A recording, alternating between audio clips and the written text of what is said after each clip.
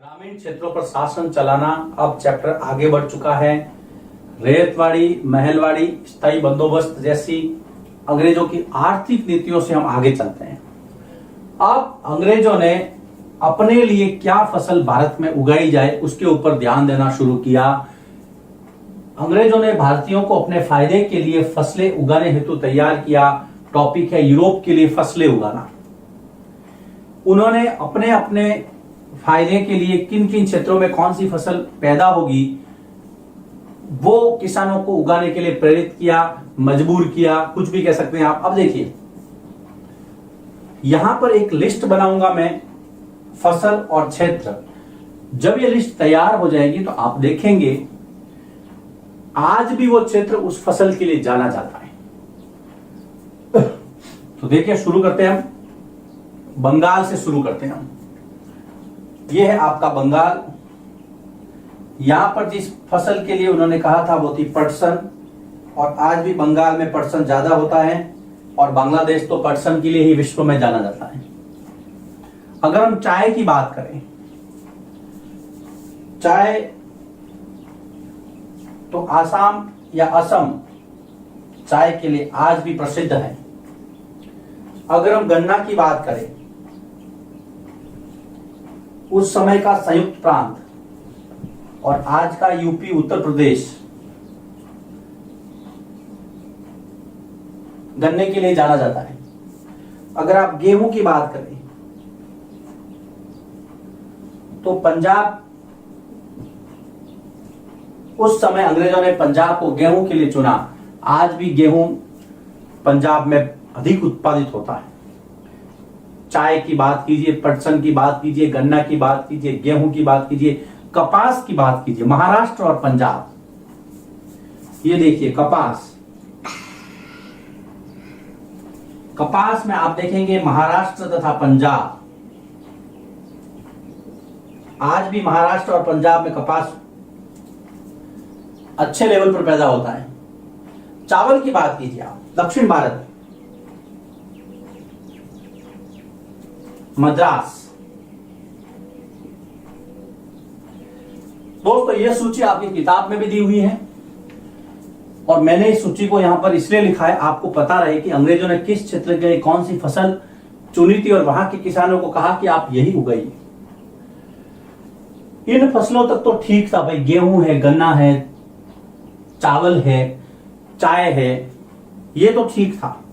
लेकिन अब एक ऐसी फसल की बात की जाएगी मित्रों जिसका भारत को कुछ भी फायदा नहीं था, सारा का सारा फायदा अंग्रेजों को था।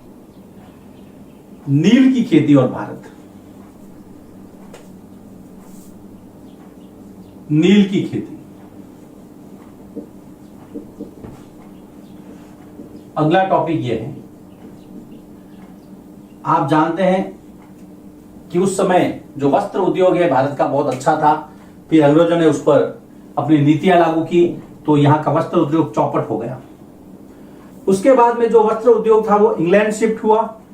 अब उसको रंगने के लिए नीले कलर की आवश्यकता थी, ब्लू कलर, और यूरोप के जो लोग थे वो उस रंग को प्राप्त करने के लिए वोड नामक पौधे पर आश्रित थे, जिक्र आएगा आगे उसका। लेकिन तभी उनको पता चला कि यार भारत के अंदर नील की खेती होती है, इंडिगो, उसका कलर काफी अच्छा होता है, फाइन क्वालिटी का कलर है उसका, चमकदार है, चमक है उसमें विशेष तरह की, दिखने में बहुत सुंदर होता है। अब नील की खेती पे चर्चा देखिए, नील का जो पौधा होता है वो उष्ण कटिबंधीय इलाकों में उगता है। अब उष्ण कटिबंधीय इलाकों से आपका क्या अभिप्राय है? मान लीजिए ये ग्लोब है, आप ज्योग्राफी में पढ़ते हैं मित्रों।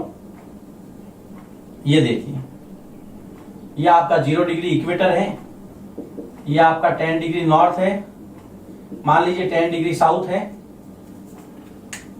ये जो क्षेत्र है ये है उष्ण कटिबंधीय क्षेत्र। कौन सा? ये वाला, 10 डिग्री उत्तर से 10 डिग्री दक्षिण। और यहां के जो इलाके हैं यहां पर नील की खेती बहुत अच्छी होती है मित्रों। तो शुरू अपनी चर्चा इसी से शुरू करते हैं कि नील का पौधा उष्ण कटिबंधीय इलाकों में उगता था। नील का पौधा, देखिए बहुत सरल कंसेप्ट है ये, उष्णकटिबंधीय इलाकों में उगता था। उष्णकटिबंधीय क्या है मैंने आपको बता दिया, 10 डिग्री उत्तर से 10 डिग्री दक्षिण का जो क्षेत्र है वो उष्णकटिबंधीय, जहां पे सूरज की गर्मी की मात्रा ज्यादा होती है। और नील का पौधा के लिए जो आवश्यक जलवायु दशा है, वो क्लाइमेटिकल जो कंडीशंस है वो अच्छी है वहां पर। यूरोपीय लोग नील से पहले वोड नामक पौधे का प्रयोग करते थे, ये मैंने बताया आपको। यूरोप के लोग नील से पूर्व वोड, वेरी इंपॉर्टेंट,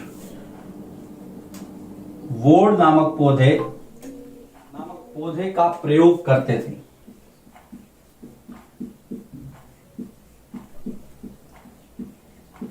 यूरोप के लोग नील से पहले वोड नामक पौधे का प्रयोग करते थे, लेकिन जो नील का रंग है वो वोड की तुलना में काफी चमकदार था। नील का रंग वोड की तुलना में काफी चमकदार और गहरा था।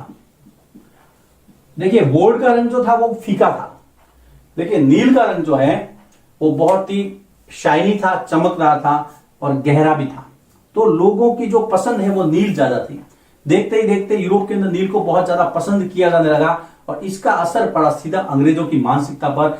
अंग्रेजों ने भारत को नील उत्पादक देश की तरफ देखा। यहां पर हम लिख सकते हैं कि अंग्रेजों ने भारत को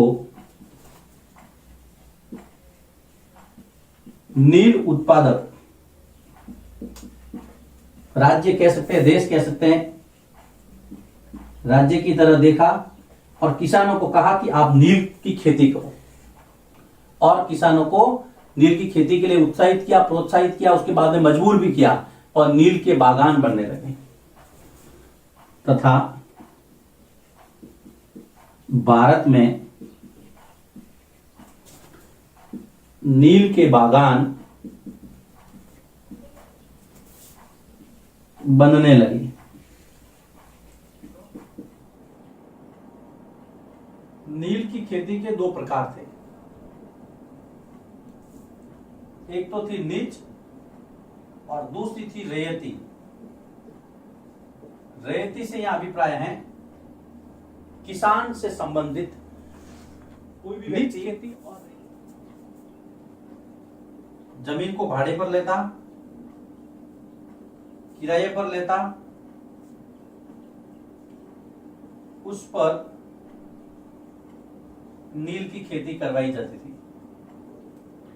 तो ये दो तरह से खेती करवाते थे, एक बागान खरीद करते, दूसरा बड़े बड़े भूखंड किराए पर लेकर के। ये थी निज खेती। लेकिन इस खेती में बहुत सारी समस्याएं थी। तो अगला जो टॉपिक हम लेते हैं कि भाई निज खेती की क्या क्या समस्याएं थी। निज खेती की समस्याएं, प्रॉब्लम क्या थी निज कल्टीवेशन में, इसको निज कल्टीवेशन ही कहा गया है। निज खेती में देखिए सबसे पहले तो इसमें बड़े भूखंडों की आवश्यकता थी जो सभी के पास उपलब्ध नहीं था। तो पहला हम यही जानेंगे कि इसमें बड़े बड़े भूखंडों पर खेती की जाती थी, लेकिन बड़े भूखंडों का मिलना बहुत मुश्किल था। पहला कि इसमें बड़े बड़े भूखंडों मतलब जमीन के टुकड़े, जिसको आप बड़े खेत कह सकते थे, उस पर खेती की जाती थी, परंतु बड़े भूखंडों का मिलना मुश्किल था। सबसे पहली बात तो ये,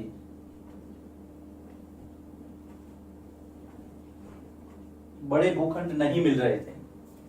उसके बाद में दूसरी बात यह है कि खेती के लिए मजदूरों का इंतजाम करना बहुत मुश्किल है। खेती करने के लिए बहुत सारे मजदूर चाहिए, कृषि उपकरण चाहिए, और कृषि उपकरण का इस्तेमाल भी मजदूरी करते थे। तो प्रॉब्लम यहाँ थी, बड़े बड़े भूखंडों पर अधिक मात्रा में मजदूर चाहिए थे, लेकिन उसका इंतजाम बागान मालिक कहां से करते हैं? तो खेती के लिए मजदूरों का इंतजाम। दूसरा मैं यहां लिखा हूं, खेती के लिए, खेती मतलब निज खेती, खेती के लिए मजदूरों का इंतजाम करना बड़ी चुनौती थी, चैलेंज था। आगे बढ़ते हैं। अब हल बैल कहां से लाए? बड़े पैमाने पर हल बैलों की व्यवस्था करना भी एक चुनौती थी।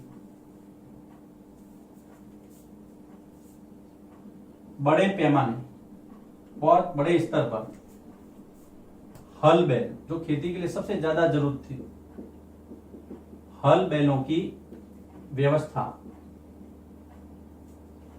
व्यवस्था करना कठिन कार्य था, क्योंकि किसान धान की फसल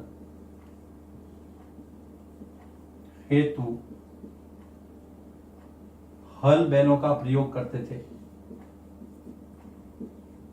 अब हल बैलों का प्रयोग धान के लिए करें कि नील के लिए करें? क्योंकि धान सबसे ज्यादा जरूरी था खाने के लिए, किसान के लिए। लेकिन बागान मालिक कह रहे कि भाई हमें हल बैल दो। किसानों ने कहा हम कैसे दें? इतने ये प्रॉब्लम्स थी। उसके अलावा एक फैक्ट है, इसके उपरांत भी जो भूमि का प्रतिशत था कि नील की कुल खेती का 25%, नील की कुल खेती का 25% निज खेती से था। अब 75% जो था वो था रेयती खेती से, किसान से। देखिए, रेयत का मतलब होता है किसान। किसान को जब ये कहा गया कि भाई आप नील की खेती करो, तो उसको रेयती खेती कहा गया। चाहे किसान ने मजबूरी में की, चाहे अपनी इच्छा से की, लेकिन किसान के द्वारा की, जिसमें बागान मालिकों का कोई रोल नहीं था, उसको कहा गया रेयती खेती। बागान मालिकों की ये जो निज खेती थी, उससे रेयती खेती थोड़ी सी अलग थी। देखिए उसमें क्या था रेयती खेती। सबसे पहले बागान मालिक जो है वो किसान से कॉन्ट्रैक्ट करते थे, अनुबंध करते थे। मैं यहां पर लिखता हूं रेयती खेती।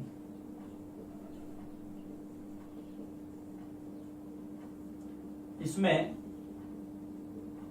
किसानों यानी रेयतों का बागान मालिकों के साथ एक अनुबंध होता था, करार होता था, कॉन्ट्रैक्ट होता था।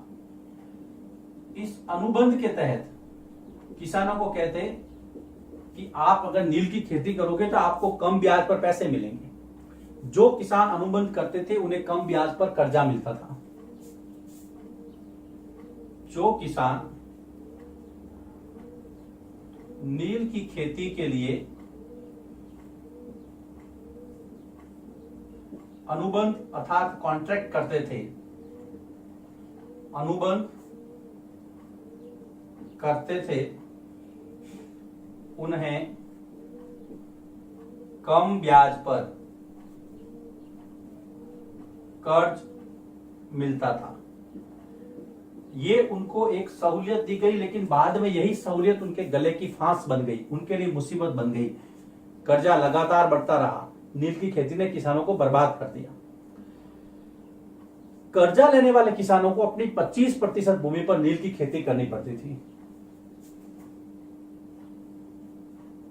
कर्जा लेने वाले किसान को खेत की 25% भूमि पर 25% भूमि पर नील की खेती करनी पड़ती थी। आ गया ना पकड़ में? 25% कंपलसरी कर दिया आपको, 25%, और वो भी कौन सी? आपके खेत का जो सबसे उपजाऊ क्षेत्र है उस पर आपको नील की खेती करनी पड़ेगी। कंडीशन क्या थी? कि बगान मालिक बीज और उपकरण इक्विपमेंट्स देंगे, मिट्टी तैयार करने का जिम्मा किसान के खाते में आएगा। चौथा, इसको मैं यहां शिफ्ट कर रहा हूं, बगान मालिक किसानों को बीज और उपकरण मुहैया करवाते थे, मतलब देते थे, जबकि मिट्टी तैयार करने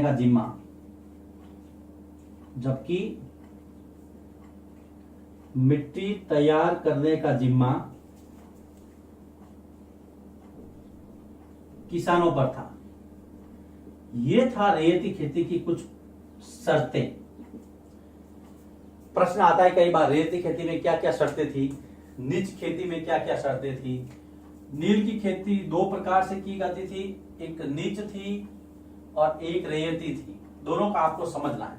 सबसे पहले निज खेती है, जिसमें बगान मालिकों का बड़ा बड़ा भूखंड होता था और उसको किराए पर भी रहते थे और खेती करवाते थे नील की। लेकिन निज खेती की प्रॉब्लम क्या थी कि एक तो बड़े बड़े जो भूखंड है वो मिलते नहीं थे, सबसे पहली प्रॉब्लम तो ये। दूसरी प्रॉब्लम है मजदूरों का इंतजाम नहीं होता था, मजदूर कहां से लाए। तीसरा, हल बैल चाहिए थे, वो कहां से लाए, क्योंकि हल बैल धान की फसल के लिए भी, ये देखिए धान की फसल के लिए भी किसानों को चाहिए होते। ये देखिए कीवर्ड्स होते हैं किसी भी क्वेश्चन आंसर लिखने में। लेकिन फिर भी आंकड़े ये बता दे कि 25% खेती निज खेती थी उस समय नील की। निज का मतलब खुद का, बगान मालिकों का इसमें पैसा कमाने का उद्देश्य रहता था। अब हम आते हैं रेयती खेती पर, जिसके अंदर किसान से अनुबंध किया गया, कॉन्ट्रैक्ट किया गया नील के बगान मालिकों द्वारा। ये एक अनुबंध था। किसान को नील की खेती उपजानी है तो उसके लिए कम ब्याज पर पैसा मिलेगा। कर्जा लेने वाला किसान 25% भूमि पर नील की खेती करेगा खुद की, और उसके लिए बीज और उपकरण देंगे बगान मालिक यानी कि अंग्रेज देंगे, लेकिन मिट्टी तैयार कौन करेगा, किसान करेगा। अब हम अगले वीडियो लेक्चर में पढ़ेंगे कि रेयती खेती में प्रॉब्लम्स क्या थी, और यहां से एक प्रश्न निकलता है अभ्यास का, रेयती खेती में क्या दिक्कतें आ रही थी। उसके बाद में नील का विद्रोह होगा, नील विद्रोह के बाद में गांधी जी के द्वारा इसके अंदर हस्तक्षेप किया जाएगा और ये पाठ आपका समाप्त हो जाएगा।